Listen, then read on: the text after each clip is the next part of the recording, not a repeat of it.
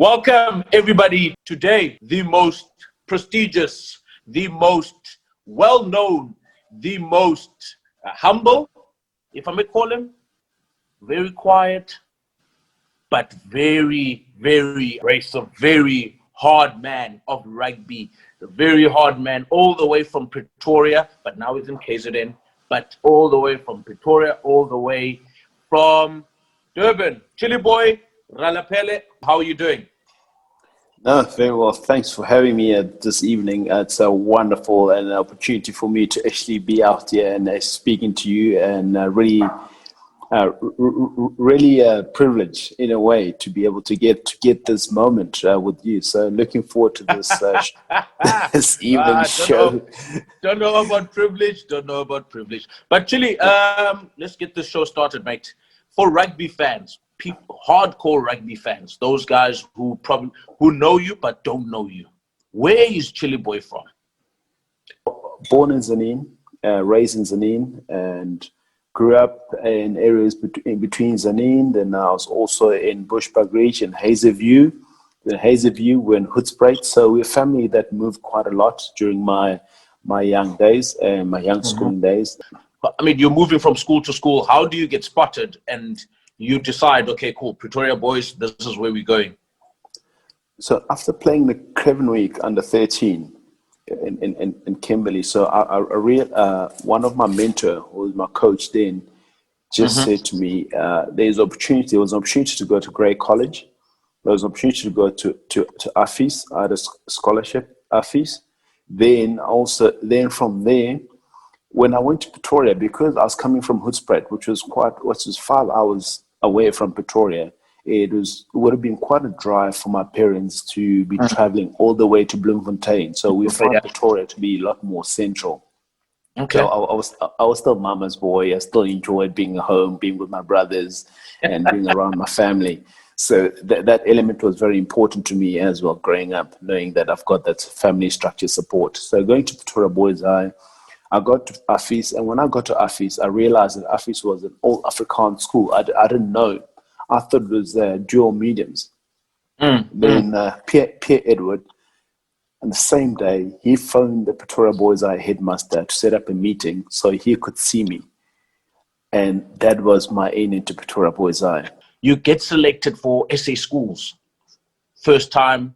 How did that feel for you? I mean, did you see yourself as an SA schools type of player? The funny thing, I always say to people that I'm probably the only athlete, the people that know that being through the system of rugby. So when I talk about the system of rugby, I've been through the Nike, when there was still Nike All-Star under 12s camp.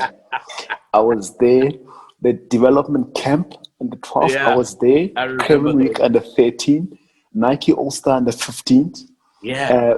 The under 16 Bokoma week, because that's where I got selected to go play for the Craven Week. The hooker who was playing for the Bulls Craven Week side was injured, so they didn't have any other replacement, and they called me after a good performance from under 16 Bokoma week to come and replace him. So I didn't have any Craven Week trials. I went directly to Craven Week. Incredible, right? Then you get selected for the SA schools at the age of 16. I think obviously, yes, I was way too young, and I don't think it was, they kind of had to put structures in place, but it was almost part of the development program which were put in place. Wow. And I was one of the, I always say one of the A students. Only time I call myself an A student. No, 100%, mate. 100% of the game, that to have passed all those camps in South Africa.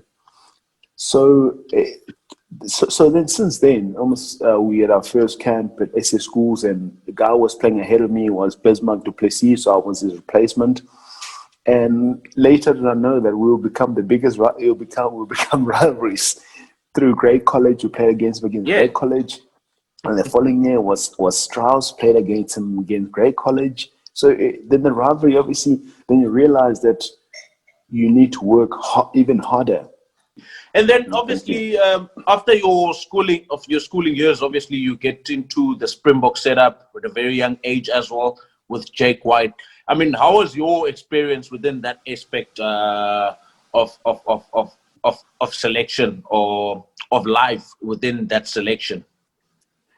Well, there were two questions that arose to me: is, am I good enough, or am I chosen because of my color or to add for the numbers? So now, both these questions, you got to make the most out of the opportunity. Yeah. I am the driver and the master of my destiny. That's what I need to take hold of that. And how I take hold of that is now I've got to be like a sponge. So guys like John Smith, guys like Os Durant, guys like Victor Matfields, they're free to praise.